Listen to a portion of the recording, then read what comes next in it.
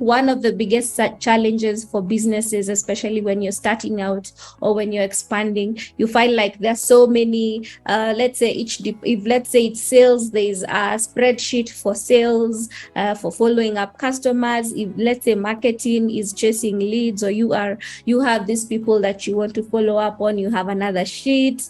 And then but at times, because all these things are not centralized, it becomes a bit difficult for you to manage, like, who am I meant to follow up with, which customer am I meant to call in 2 months time because they said they want a product that I don't have available, but I'll probably have new stock in 2 months time. And this is the most amazing thing, because even for, like, let's say you have one employees or two employees, a couple of employees, also employees change. So with CRM systems, it's so easy, because even if someone leaves the company and then you have to onboard someone new, all the information is somewhere in one central place. Even you can manage your social media platforms using a CRM. You just have to connect them. Your HR can also use the CRM. Let's say if you need to give people leave days, or you need to whatever HR may need for your business, they're able to also do it on the CRM. So it does everything for you. It does admin, it does sales, it does marketing. It's also, let's say if you need to send out a newsletter to your clients, it's easy to just create a list for a newsletter, and then also and also for some of them, they're so advanced that they once you create the newsletter and upload it, they automatically send it to the newsletter list. If your sales team needs to follow up on people, this one called about XYZ, these are the things, these are the people who have bought items, and we need to push them to the team, the customer service team, or the team that makes sure that the clients get the products. You push them there. If some of them didn't convert, you're also even able to be like, okay, so in this month of March, these are all the customers that we have on our CRM system. 100 of them converted, but we had like 500 leads or inquiries. So that means you're even able to say, okay, so we converted 10% of the people who are interested in our product. Why did the other 90% not convert? And as you can see, this is the growth of internet users over time in Kenya. One of the key things, as you can see, COVID really, there was a lot of increase. So between Jan 2019 to 2020, there was over 21.4% increase in internet users. I think the time and what was happening, everyone was forced to become internet savvy to get things done, kids to be able to go to school and learn, to attend meetings. And then, but the thing with internet is, it's the new thing, and it's no longer the new thing. It's here to stay. And as you can see, there's considerable growth over the last 2 years, 2% increase in 2020-21, 6% increase in 2021 to 2022, and 8% increase as of last year. So it's just growing. And of course, as the younger, the more the younger audience, the more the younger people are becoming more and more, and even now, a lot of 13 to 17 years old, a lot of them have access to the internet because they're either using their parents' phones, or they have their own phones for school. They have laptops to be able to go to school. So this is just going to become the access of internet over the years. Is, I think, in the next 5 years, it's gonna be almost like 80 or 90% of our demographic of Kenyans will have access to the internet, which I think it's a good thing, because the internet makes things a lot easier, especially if you're in business. And then, as I say, number of social media users, 10 million. And on average, people spend 3 hours a day using social media platforms. And that means out of the, you have 10 million potential, how I would ask you to see it.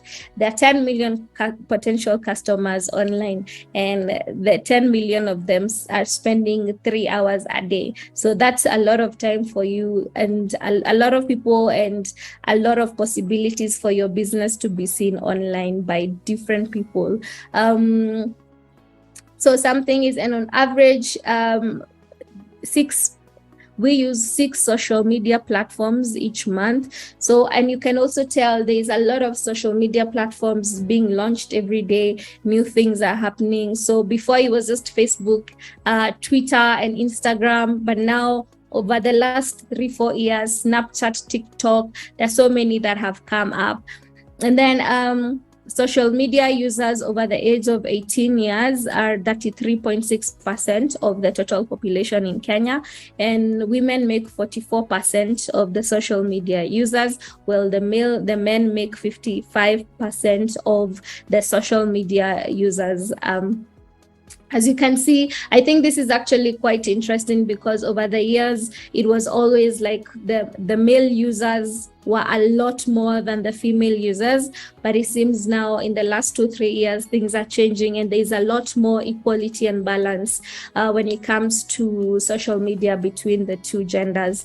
So, and if you have a website or you're looking to get a website, this will be very interesting data for you, because from social media, so referrals, it means people see your product on a certain social media platform, and then visit your website to maybe make the purchase, learn more, get an inquiry. So when it comes to converting social media traffic to website traffic, Facebook has about 49, will drive about 49%, and then Twitter also. So this means, what this information means is how likely are the audiences on this platform likely to see something, click on it, and go to a different destination than where they are. So when it comes to people who do that a lot, so Facebook is the first one, Twitter 20%, Instagram, but this is not set in stone. You'll find, depending on like Twitter, a lot of the high-end products, you'll find you're driving a lot more traffic from Twitter than you would on Facebook.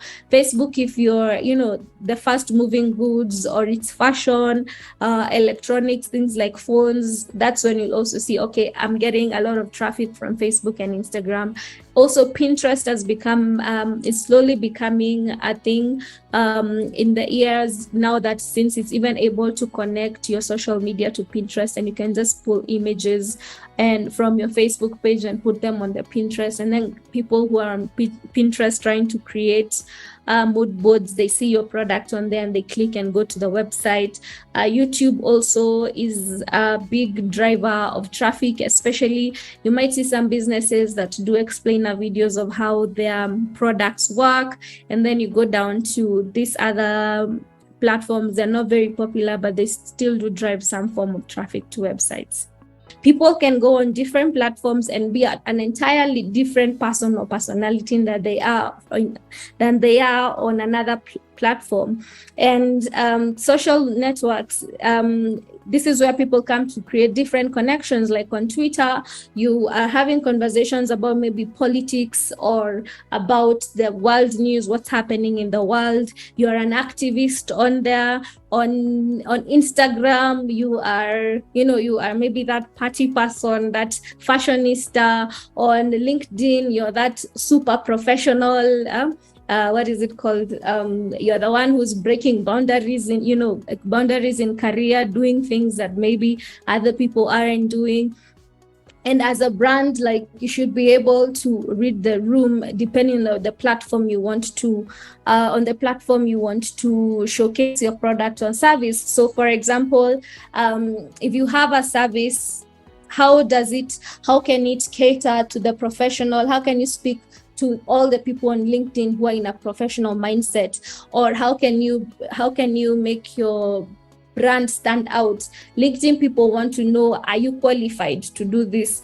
Or what drives you? What inspires you? And that's why you see the stories of, it took me 5 years to get here. I started with XYZ. I do this because I'm passionate because of XYZ. When you're on Instagram, does your brand speak to that lifestyle and aspirational aspect of people? Because they're in a very, I call a very vanity mode on Instagram. On TikTok, people don't want long. They want, okay, give me information in 30 seconds in a video that I can relate to. It doesn't have to even have the best, it doesn't have to be the best videography in the world. It can be a blurry video, but am I getting the information that I want? On Facebook, people are there to connect with their friends and their family.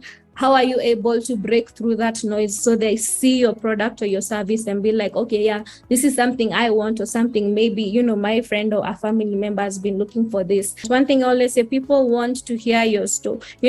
Emotional stories drive people to buy.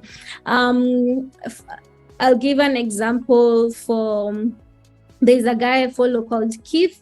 He does reviews for restaurants in Las Vegas, and he does it for free. He goes and just buys food and gives an honest reviews. And a lot of the restaurants he goes to are really good restaurants, but mostly family owned, but they don't have any money for marketing, or are not, they don't have money for marketing. And he's had such an impact in the food industry where he lives, because people see the authenticity. Is like, okay, I'm giving this an 8 out of 10. You have to really try. And he's changed people's lives with his reviews. Like a business that used to have maybe a minimum of 50 customers had to close one day because over 5,000 people were queuing outside.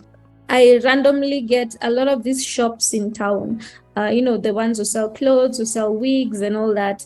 They even do lives on Instagram. There's one, on TikTok. I was just scrolling on TikTok and found these two ladies selling wigs from a shop on River Road. And there was like a lot of activity. People were like, your number, I want that one. How much is that? And she was just there trying on the wigs, showing people.